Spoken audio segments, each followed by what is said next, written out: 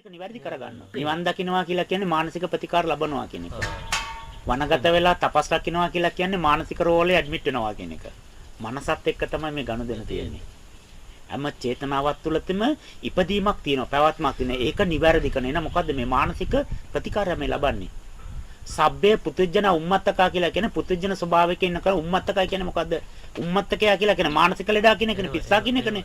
එතකොට අපි පිස්සු වලට නෙමෙයි මේ වේදකමක් ගන්නෙ. එහෙනම් අපි හැමෝම රෝහල්ගත වෙලා මේ විශ්වයේ තුල රෝහල්ගත වෙලා අපි මේ උම්මත්තක කියන ලෙඩේට බේතක් ගන්නවා. ඒ පුතුජන ස්වභාවය සනීප කරනවා.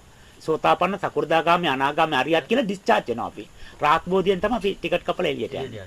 එතකන් අපි ICU එකෙන් නෝමල් වාට්ටුවට එනවා. නෝමල් වාට්ටුවෙන් මේ ගෙවන වාට්ටුවට එන ගෙවන වාට්ටුවේ නිකන් අර නිකන් කොරිඩෝරට දාන කොරිඩෝරෙන් එලවනවා ටිකට් එක කපලා. පොඩ අර සාමාන්‍ය තත්ත්වයට ගෙනල්ලා එයාව එළියට දානවා. සෙනිකව කරගන්න දක්ෂ කට්ටිය ඉන්නවා.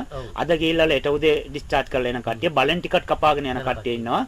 ඒකෙම බුද්ධ පූජාව තියාගෙන ඒක අරක් අරගෙන ඉන්න කට්ටියකුත් ඉන්නවා. එක දවසෙන් සනීප කරන කට්ටිය, ඒ භික්ෂු භාවයෙන් rahat වෙන කට්ටිය, බලෙන් ටිකට් කපාගෙන යන කට්ටිය, චක්කුපාල මහරහතන් වහන්සේගේ වීරිය වැඩි කට්ටිය. කොහොම හරි මම මේක වඩනවා. නැති කුසලිය උපදවනවා. මැරිච්ච කුසලයට පණ දෙනවා. නුහුපම් පිං උපදවනවා කියලා ඒ උපං කුසල් උපං පිං වලින් වැඩ අරගෙන නුහුපම් කුසල් නුහුපම් පිං වල උපදවගෙන ඒක කරගෙන ඩිස්චාර්ජ් වෙලා යනවා. බලෙන් ටිකට් කපාගෙන යන කට්ටිය. මේක වැඩෙන්නේ මේ කාලේ කොයිද මාර්ගඵල දෙන දෙයක් කාලා ඉමු කියලා එතන එහෙම බුද්ධ පූජාවට යන වාට්ටුව ආරණ්‍ය කරගෙන එතන පදිංචි වෙනවා. ඒ හාමුදුරුවෝ උදුම්මල ගාලා තෙලවන්න බෑ. ඒ කට්ටියකුත් ඉන්නවා. එහෙම කට්ටියකුත් ඉන්නේ. ඒගොල්ලෝ කිසිම වීරයක් නැහැ. ඒගොල්ලෝ එතන පදිංචි වෙලා ස්ථිර පදිංචි කරලා.